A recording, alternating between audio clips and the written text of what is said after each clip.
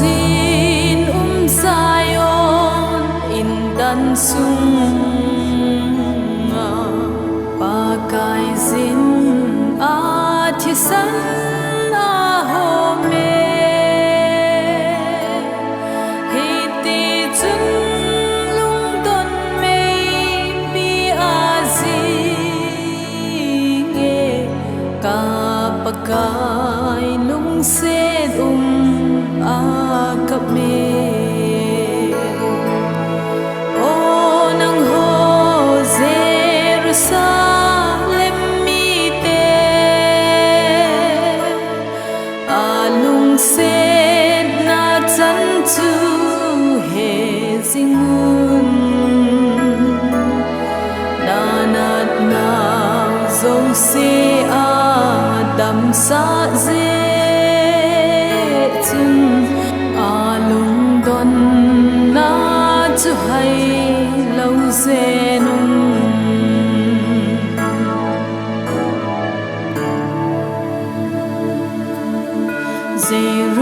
Jerusalem kulpi kulpam lam ma thêm gao thi da nahi poi ti vin o hin ve tim tan kal bari lang chu mi pila akapa kai kamui o nang ho Jerusalem mi te alung set na chan chu he zingun nanat nau zo se adam sa ze chun alung don na chu hai lo zenun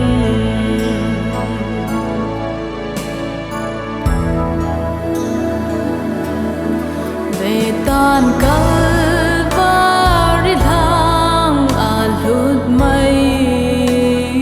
diu ai tai i kalo diu hita o kapakai na hung kit lo ding ham damun ding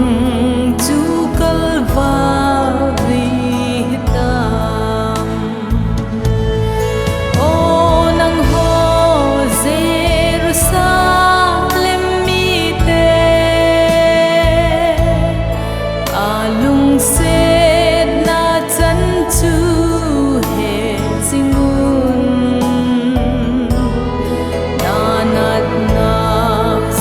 se adam sa ze chun alung don na chu hai lo zenun